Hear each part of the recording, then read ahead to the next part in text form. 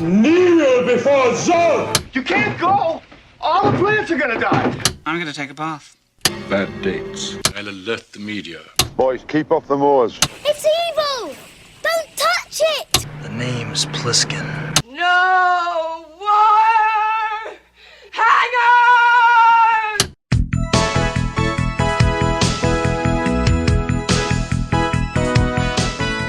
Welcome to Vintage Video, where we're rewatching the 80s so you don't have to. We'll be reviewing every major film release of the 1980s in chronological order, overanalyzing what you've seen and spoiling what you haven't. I'm Patrick O'Reilly. I'm Jesse Bayless. And I'm Richard Wells. And today we're discussing Windwalker, released January 1st, 1981. It was written by Ray Goldrup, based on the novel by Blaine Yorg, who also provided additional writing to the production, directed by Keith Merrill, and released by Pacific International Enterprise. All those names sounded like a bunch of white dudes. Yeah, they do. Despite shooting in Utah, the film was briefly plagued with ashfall from the eruption of Mount St. Helens in March of 1980. Oh. The sun was blotted out enough that they had to change how they lit some of the scenes until a new snowstorm cleared the air and brought a fresh layer of snow to their locations. The film won 4 American Indian Motion Picture Awards: Best Director, Most Promising Actress for Serene Hedin, Best Screenplay, and Best Art Direction.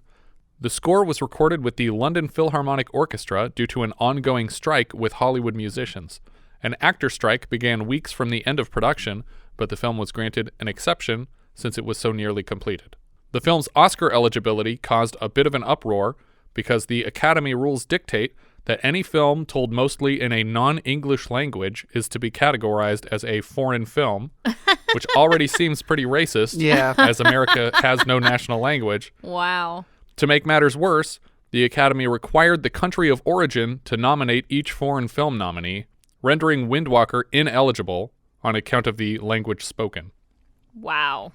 So how did that work for Passion of the Christ? I'm pretty sure that this uproar caused them to change the rules. But yeah, there's no country that still speaks Aramaic to nominate Passion of the Christ. And it did get nominations, right? I believe it did.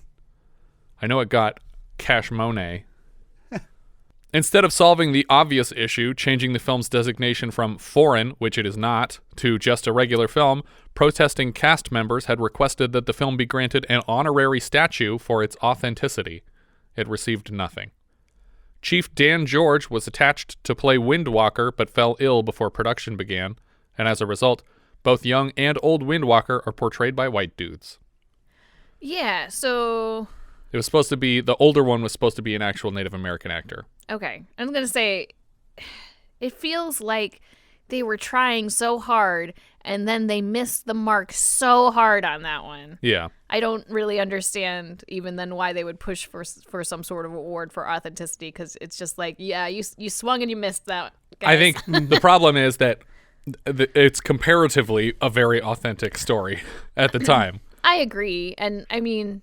But even before this, like, most of the Native American movies that were, like, big award-worthy Native American movies were about Dustin Hoffman as a white guy amongst Indians. Yeah. Or... Well, true. And A Man Called Horse is like a British guy. I was going to bring up A Man Called Horse. I mean, I don't think that one was inauthentic. Right, but I think it wasn't a Native American story. It's right. It's just an American imperialist's story. Fair enough. We open the film with an elderly Cheyenne warrior named Windwalker on his deathbed. His grandchildren are tending to him and ask about his youth, and we transition back in time to Windwalker's childhood. He used to hunt buffalo with a young girl named Tashina. They grew up together, and Windwalker would play the flute for her. Adult Windwalker is being played by James Remar here. Do you recall the last time we had James Remar playing a Native American character? Was that... Charlton Heston and Brian Keith, right? Mountain Men? Mountain Men. It was not the Mountain Men. Oh, it wasn't? He gets in a knife fight in a bar. Beat It style. They're tied to each other. That was the, with all the brothers, the Long Riders. There you go. It was him and David Carradine facing off. In their village, another warrior is demanding Tashina's hand in marriage, and when he notices Windwalker watching, he starts harassing Windwalker's horses for a bit. The man threatens to come back later to collect Tashina. Windwalker heads out with a friend to where the rival Crow tribe keep their horses and steal about 50 from them. Windwalker races them back to Tashina's father and trades them for her hand in marriage. The other guy had returned with an offer of 8 skins for her when Windwalker's herd rushes in to dust up the camp. The man forks over his daughter without hesitation. That night, Tashina puts a necklace on Windwalker and they start to kiss. The next day, Tashina's other suitor tells him that they are mortal enemies because he has embarrassed him. We cut to Tashina telling Windwalker that she's pregnant, presumably sometime later, and then immediately to her giving birth. She has twins, and these are very tiny babies. It was surprising because you don't normally see babies this little, and I don't think they didn't quite look like newborns, but they were very fresh. Yeah. I think they could have been the size of newborns, but my theory here is that because they actually were identical twins, like they might have been premature. So So gestationally, their age was newborn, but maybe they were a month or two old. Mm-hmm. Because newborn twins are even smaller than regular newborns. We cut back to elderly Windwalker, and the kids ask if their father was one of these babies, and Windwalker confirms that he is. He and Tashina are splashing around in a lake when the other suitor returns with a friend to attack them. Tashina tries to run away, but they catch up with her and beat her to the ground. Windwalker kills one of the men, but the other collects one of his twin boys and rides away on a horse. Windwalker chases him as long as he can on foot, and then returns to find his other son crying over Tashina's body. She has been killed. Windwalker left the remaining son with his tribe and went out hunting for the other child for a long time. He rides a horse through a canyon and starts climbing through a small crack in the wall until he finds a small crow camp, and his missing son is there. Windwalker waits till dark and quickly punches out the man keeping watch. He takes a torch to all the teepees at night and steals his son back in the ensuing commotion. I think he even ties the torch to a horse and has it run through the camp. Oh, that's crappy. Yeah, well, I mean, he was trying to spread chaos so that he could escape. That's true. Well, and I thought for sure that this kid, under the being, from his perspective, being stolen away from his family, was going to cause a lot more of a commotion and be a much bigger problem. I thought this was going to be the plot of the movie. Right. I thought like he's going to be spending all this time with this kid who's going to be constantly trying to run away and not believing that he's his father. Yeah, like the island. Yeah. It's just like, nope, I'm part of their team still. But he very quickly convinces this kid, I'm your father. And the kid goes, oh, all right. I think we do get a moment with the kid and the crow that implies that they don't treat him well here, though. That he kind of feels like, oh, well, I must have been like some outsider here. But he covers the child's mouth to keep him from calling for help that night. And then when the coast is clear, he explains that he is his father. He gives the boy the necklace Tashina put on him so that he can tell his twins apart when he gets home. The kid seems to believe him and smiles, but as they're leaving, Windwalker is caught by one of the crow, and after a quick fight, Windwalker is thrown in the river. In narration, we learn the sad truth. I never saw my son again, but the pain of wandering still burns within my heart. The river is raging, so he gets swept away from this area. Yeah. And by this time, a lot of the crow have, descended upon the banks of the river anyways. Yeah. Searching for this lost one has kept me long upon the earth, but now I look no more. It is a good day to die. I should mention that the narration that takes us in and out of these flashbacks is the only English language part of the film. All the dialogue is spoken in the languages of the tribes involved. And was there any evidence that was added after? I don't know that for sure. That's just my suspicion. Yeah, because it doesn't... I find it really annoying because, not annoying that they speak English in it at all, but annoying that they overlap with the other dialogue, because I'm just like, well... Now you can't clearly hear either of them. Just pick a lane and you can switch. Like if in this time you use this and this kind of time you use that language, that's fine. But let's not overlap them. Right. Back in the present, Windwalker dies and his grandson runs to inform his mother. We cut to Windwalker's burial, which is kind of the opposite of a burial. Instead of 6 feet down, the Native Americans would display their dead 6 feet up, as we've seen earlier in The Mountain Men in 1980, and in MacGyver episode Ghost Ship. I was like, please mention the MacGyver episode. About an encounter with Bigfoot. Was it? I think it was also in A Man Called Horse, was it not? Or no? Yeah. He goes into their burial area. I remember they bury the mother above the ground too. Yeah, Yeah. And they won't go in after him. They Yeah. keep throwing stuff at him to get him to come out. Windwalker's family march through the snow away from the funeral and are spotted by more Crow tribesmen. One of them announces his plan to take Windwalker's daughter-in-law, Dancing Moon, for his own wife. To play this creepy scout, they cast Billy Drago, who is terrifying in everything. Yeah, as soon as I saw him smile when he was looking down at them walking through the snow, I was like, there he is. That's Billy Drago. And he's going to be evil, for sure. The Crow and Cheyenne clash in the snowy woods. Windwalker's son, Smiling Wolf, is able to kill 2 of the scouts before he is cornered by their leader.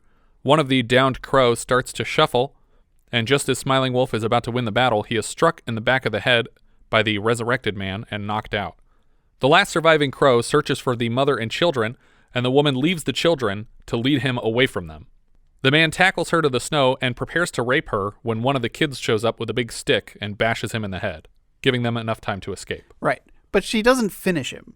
And that's my note. Finish him! Yeah, like, just keep hitting this guy. Yeah, it's like he's not dead. He's just knocked down. Another female member of their party finds Smiling Wolf badly injured and drags him to his wife and children.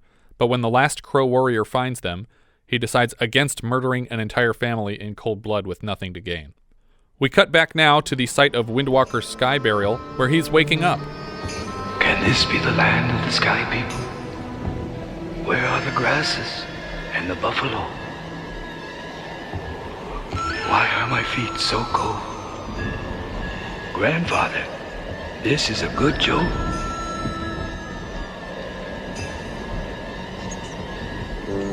But now I would continue my journey to the land of the spirits. In the sky, he sees Tashina silhouetted against a bright light. A sudden breeze blows out the support sticks of his burial platform, and if he wasn't dead before, surely he is now. I was super taken aback by the fact that he woke up Yeah. at all, though, because, granted, I did actually listen to you when you described this movie, and I was just like, man, he died really early Very in this early in movie. the story. Yeah. You know, considering that it's supposed to be, like, about him. Yeah. That's kind of weird. And then he woke up, and I'm like, all right, okay, so I guess that is what this is about. I thought it was just like a metaphor, like he was a ghost, like he was a spirit of the land, and he was going to like come and help them in some metaphorical way. But then he falls out of this nest and just tumbles down this rocky hill, wrapping around a tree on the way down. He has another vision of Tashina before he is dropped back in the snow, unable to die. A pack of wolves approach and begin snapping at him, but Windwalker locates a spear with which to defend himself. The wolves back him up to a sheer cliff and eventually over the edge, where he would have died a third time, but falls into a snowpack and then slides unconscious into a cave. Back with Smiling Wolf, the mother sends the 2 children out to collect a horse to transport their father to safety. Surprisingly quickly, they find one dragging its reins through the snow. One of the kids leaps on the straps, and the horse drags him through the snow crazily. The Crow regroup and circle back around to where Smiling Wolf is injured, but Smiling Wolf and a crying baby are silenced with hands over their mouths, and a passing horse, or maybe multiple horses, distract the Crow away. Windwalker regains consciousness for the 3rd time in the last hour in this new cave. Because, losing consciousness over and over again is perfectly fine. Yeah, it's great for you. Oh, grandfather. Must this painful memory be relived?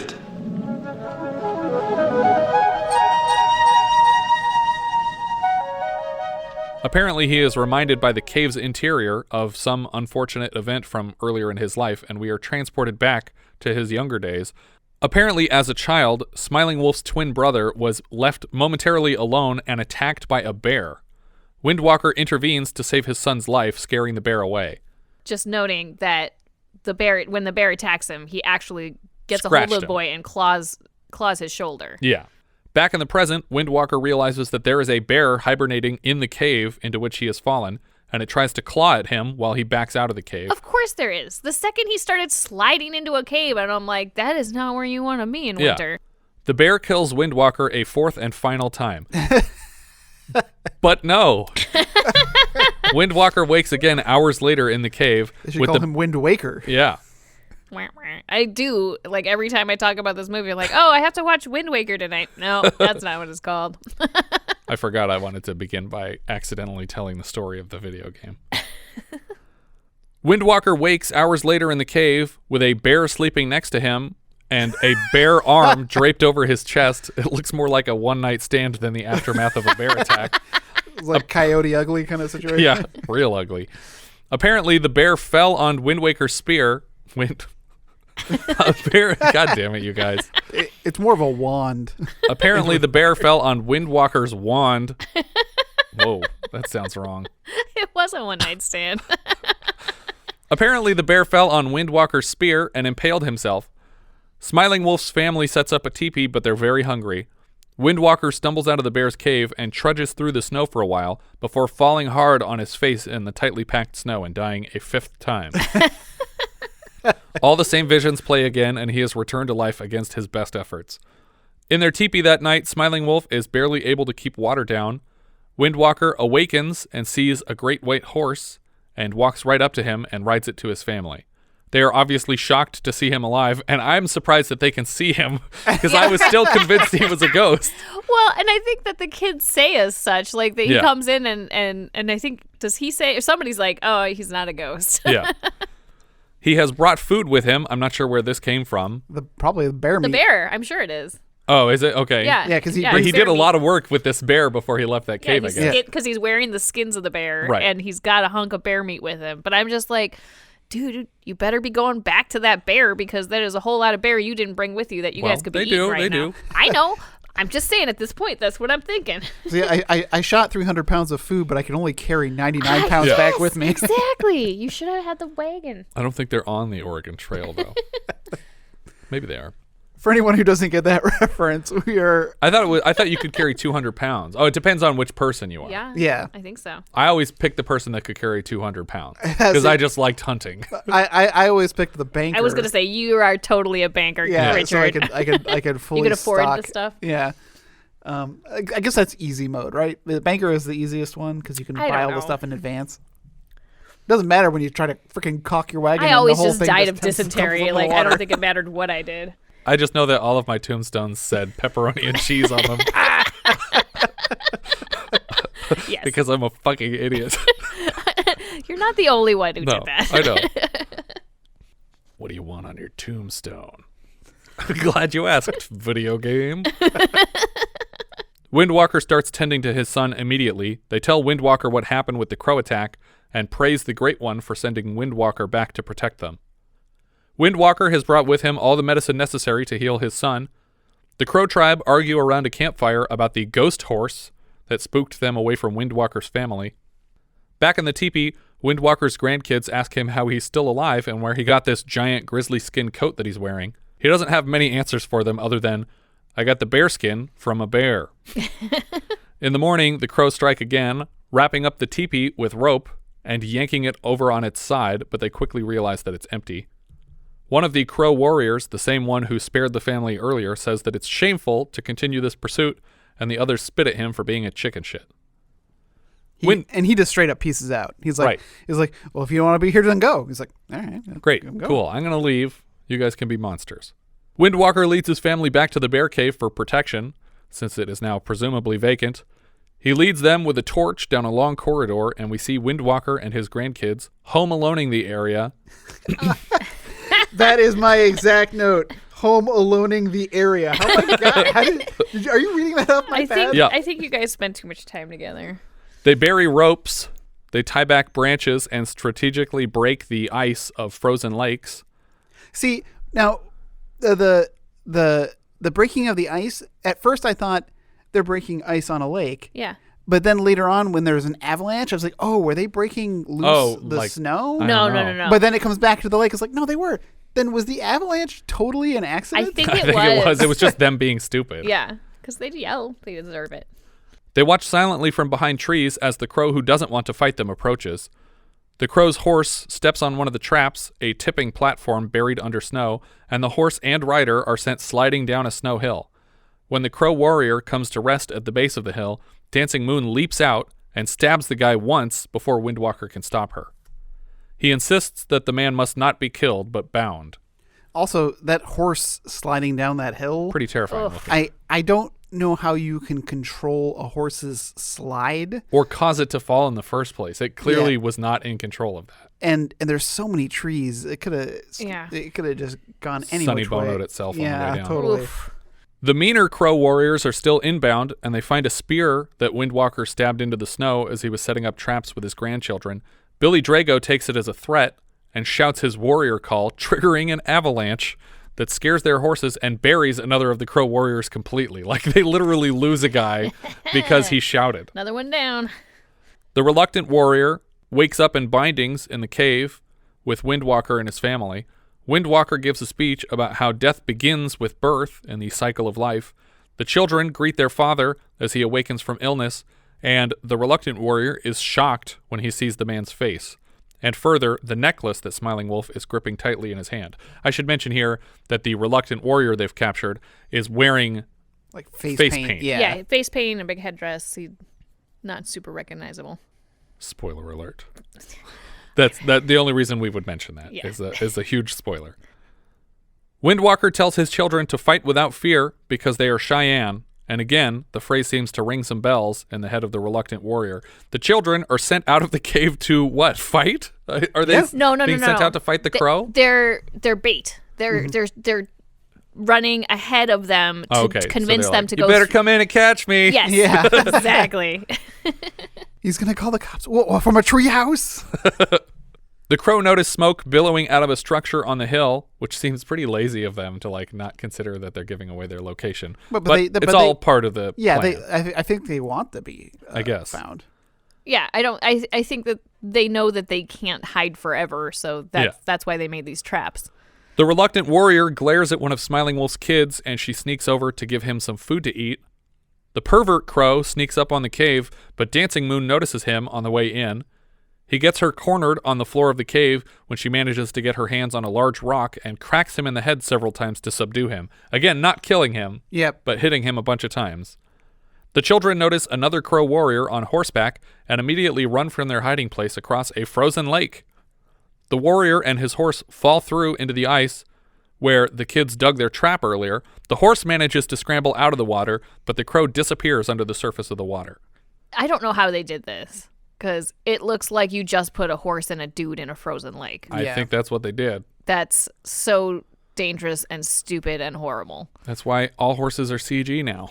The last standing crow warrior starts praying just outside the cave, and the reluctant warrior finally admits out loud to the cave that he is not Crow, that he is Cheyenne. Windwalker overhears the confession, and the significance dawns on him. He wipes off the warrior's war paint to find the face of his own son. The warrior is the second son that he lost all those years ago. Windwalker finally realizes why he's been kept alive all these years, and thanks the Great One for this moment. Well, one of the things that cued him in, too, before he wipes the face paint off, was pulling the guy's shirt open and seeing the scar from where the bear attacked him.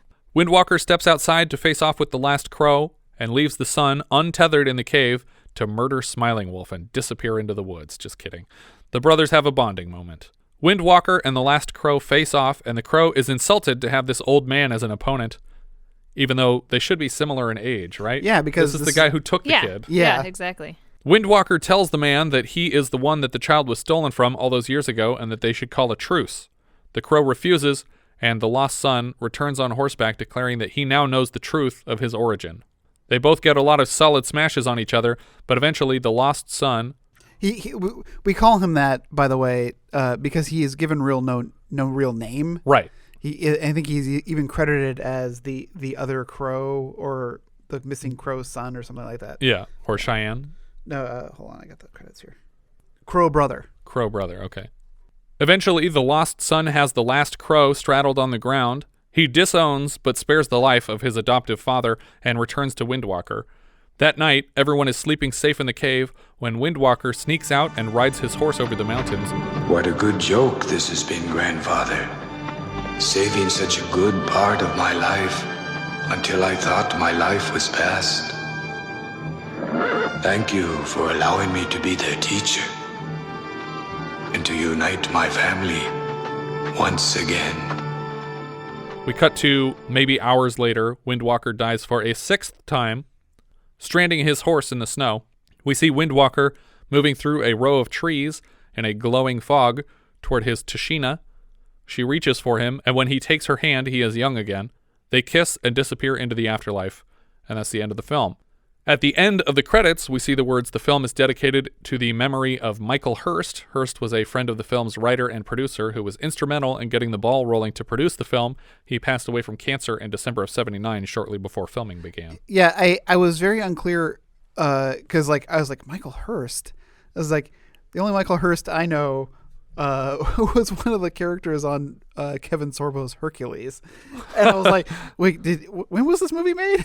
No, definitely not in the 90s. Also, I was very upset about the credits themselves. Yes, because there's no way to know which person goes with which words. Well, there's that, but it's also when names were too long, they dropped it a carriage return down to the next one, and like nothing was justified properly. Yeah. It's like if you had just made the text a little bit smaller, you could have fit everything. Yeah. But instead you had these names where things just drop down to the next level and they just wanted aligned. to make sure it looked good on television. It had to be huge letters. And that's what I thought that this was. Yeah. I the whole time in the beginning especially, I thought it looks very clean. I was like, this is shot on video, but I looked it up and it's shot on film. Yeah.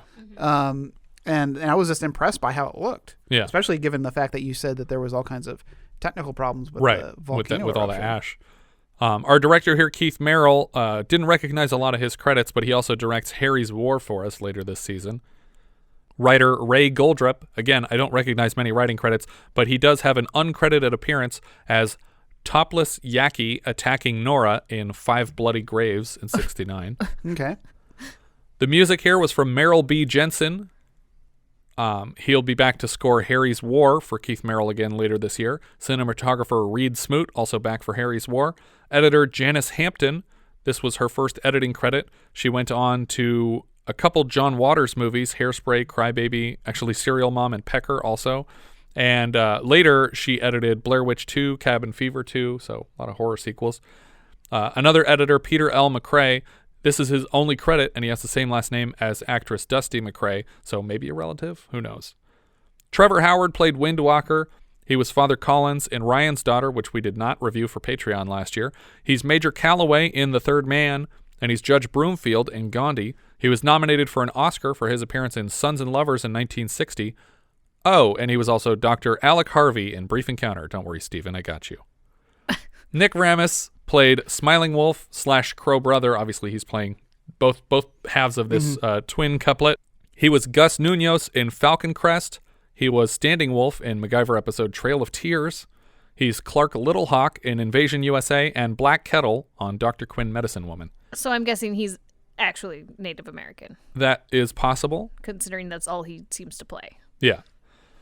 James Remar was Windwalker as a young man. He was Ajax in The Warriors. We reviewed his work last year on Cruising and Long Riders. He's probably best known as Dexter's dad. He was Mr. Right on Sex and the City, and he's provided voices for characters in Ben 10, The Legend of Korra, and Transformers Dark of the Moon as Sideswipe.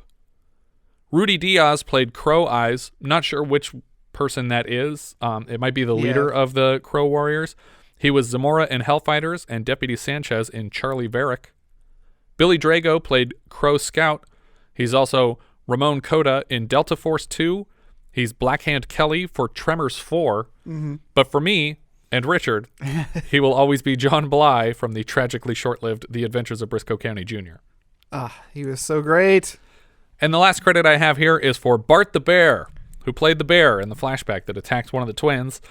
This is the first feature film appearance of Bart the Bear, who comes back for memorable turns in Clan of the Cave Bear, The Great Outdoors, The Bear, White Fang, Legends of the Fall, 12 Monkeys, and The Edge, which I guess that means he attacks Anthony Hopkins in a couple movies. Yeah, that's surprising. And I 12 Monkeys, I know exactly the scene. Doesn't he attack Anthony Hopkins in Legends of the Fall? Or I forget if Bart the Bear and Anthony Hopkins have any scenes together. I know they definitely do in The Edge, yeah. But I don't remember that one. Because I maybe he doesn't get attacked. Maybe he just has the stroke. Because I remember he has he spends the whole second half of that movie with like a droopy face.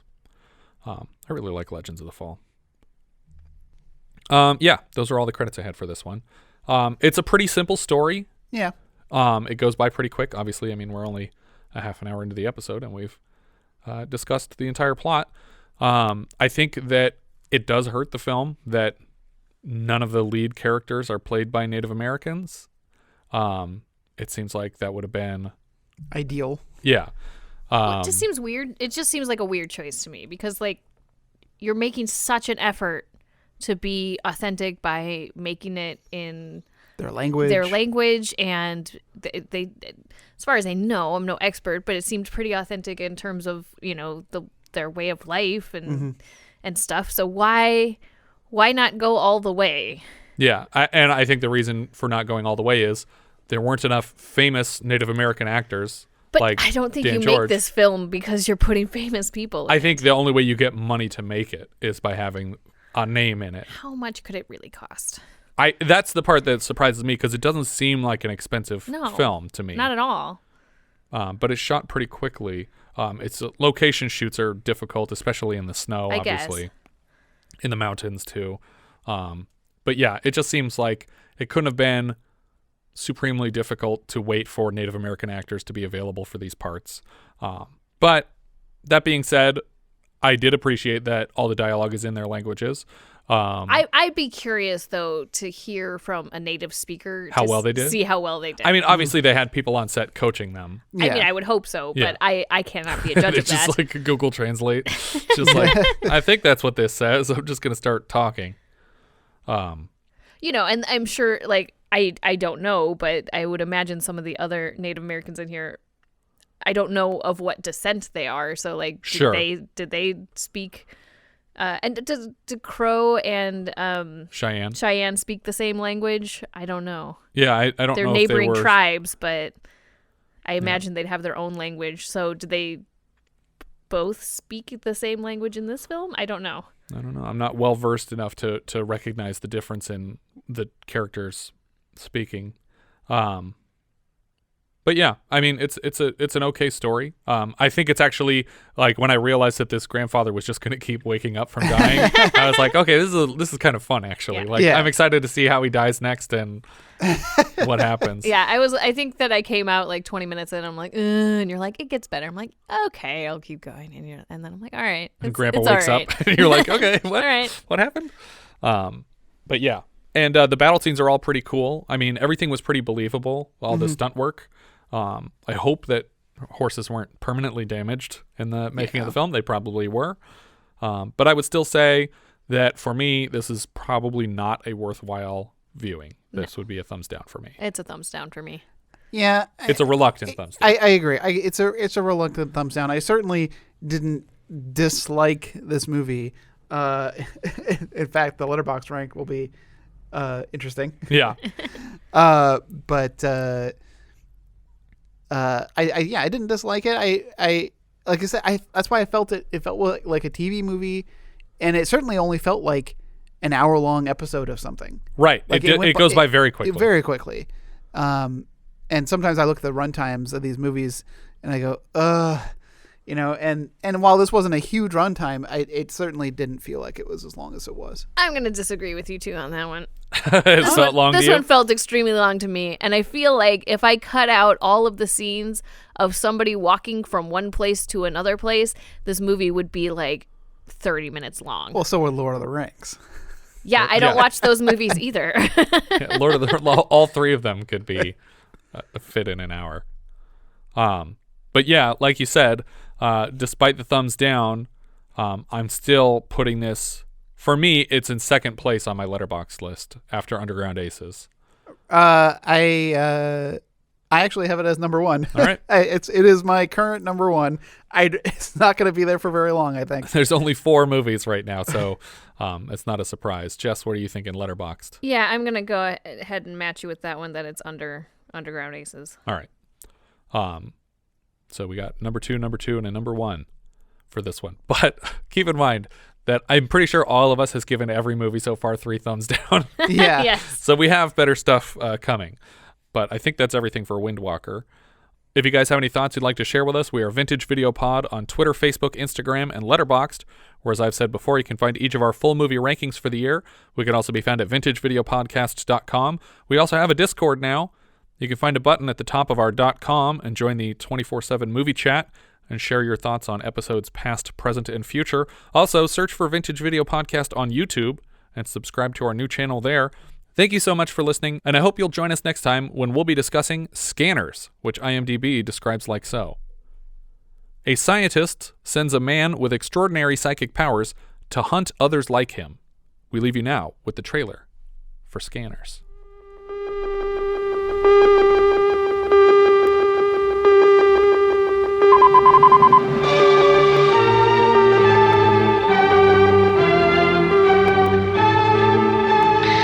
I would like to scan all of you in this room, one at a time. I must remind you that the scanning experience is usually a painful one, sometimes resulting in nosebleeds, earaches, stomach cramps, nausea, sometimes other symptoms of a similar nature. At this point, I'd like to call for volunteers. Fine. Just, sit right here, please.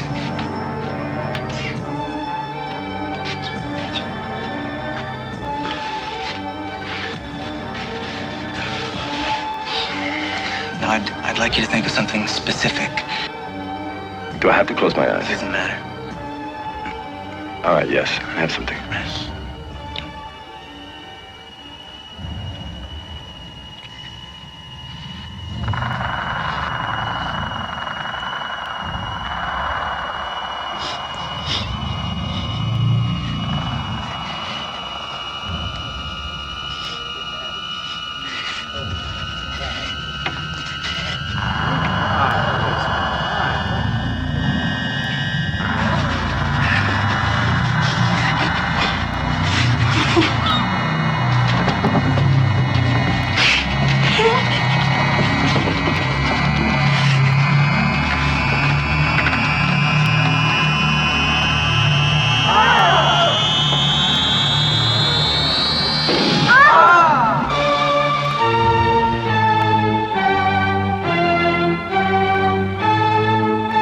Mind force. Scanners. Their thoughts can kill.